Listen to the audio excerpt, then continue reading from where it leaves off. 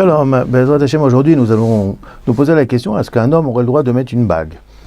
Alors, tout d'abord, dans la paracha de Kitetse, chapitre 22, verset 5, il est marqué « Lo yeh keli gever alisha, velo yilbash gever simlatisha », c'est-à-dire qu'une femme n'a pas le droit de mettre d'accessoires masculins sur elle, et un homme n'a pas le droit de se vêtir d'une tunique de femme.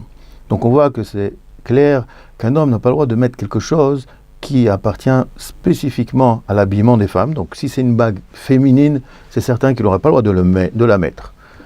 Cependant, il y a quand même une réserve, il y a une exception. C'est quoi? C'est un livre qui s'appelle le Torah Lishma. L'auteur, c'est Rabbi Yecheskel Kahli. En fait, c'est le pseudonyme du Ben Ishraï. Ben Ishraï s'appelait Rabbi Yosef Chaim. Yosef Chaim et Yecheskel Kahli, c'est les mêmes valeurs numériques, 224. Je ne sais pas pourquoi il a écrit avec un pseudonyme.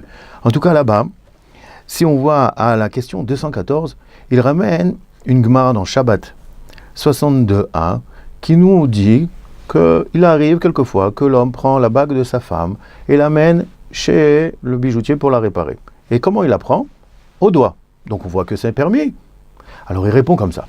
Il dit, là c'est différent. Pourquoi? Il ne la prend pas pour s'enjoliver, il la prend tout simplement pour la transporter dans un endroit. Alors là, ça n'a permis. D'ailleurs, on raconte que même le Rav Ovadia Yosef, lorsqu'il demandait l'alliance au Khatan, lorsqu'il faisait une choupa, il demandait l'alliance au Khatan, il lui disait, il la regardait, après il la mettait à son doigt pour la transporter, pour l'amener jusqu'à l'endroit de la choupa.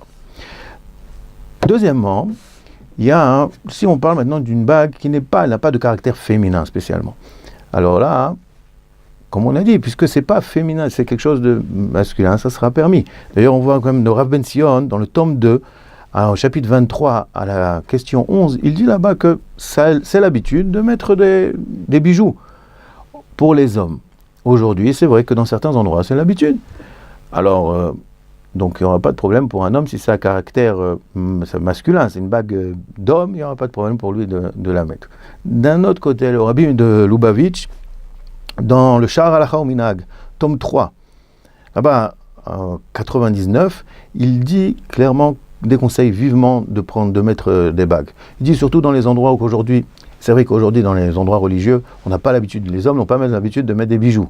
Donc il dit que c'est comme si on mettait des choses qui sont un peu féminines, donc c'est pour ça que ça sera qu'il interdit. La troisième chose qu'on va parler, c'est l'alliance. Est-ce qu'un homme a le droit de prendre une alliance? Là, le Grot Moshe Feinstein, dans le tome 3, Even Ezer 18, ramène plusieurs raisons d'interdire qu'un homme reçoive une alliance sous la choupa, d'accord? Pourquoi? Parce que premièrement, c'est une habitude de goïm. Frokotem, on n'a pas le droit d'aller selon leurs habitudes. Donc, deuxièmement, les réformistes aujourd'hui ont l'habitude de faire ça. Donc c'est pour ne pas les copier. Et troisièmement, c'est pour pas qu'on vienne à comprendre que de la même façon qu'un homme, il peut marier une femme, et c'est d'après la halakha, c'est comme ça que ça se passe, s'il veut marier une femme, il doit lui donner une bague ou de l'argent. Alors maintenant, les kiddushin, donc l'acte du mariage, il peut se faire d'une façon inverse, d'accord? C'est-à-dire que la femme peut donner quelque chose à l'homme. Donc c'est pour ça qu'il dit, l'interdit de faire ça.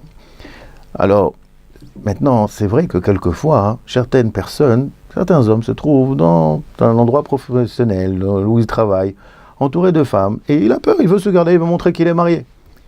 Alors, est-ce qu'il aura le droit de mettre une alliance? Dans ce cas-là, on pourra peut-être permettre, on pourra permettre. Mais tant qu'à faire, alors qu'il fasse quelque chose qui puisse éloigner les gens, qui mette une barbe ou qui mette une casquette, surtout lorsque c'est parmi des goïms, ou qui fait sortir ses tzitziot, et de cette façon, en général, ça évite un petit peu une certaine proximité. Donc revenons à notre question du début. Est-ce qu'un homme peut mettre une bague? Alors tout dépend.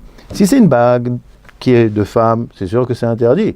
Si maintenant il veut transporter d'un endroit à un autre cette bague, et qu'il n'a pas d'autre endroit que de la mettre au doigt, on a dit que c'est permis.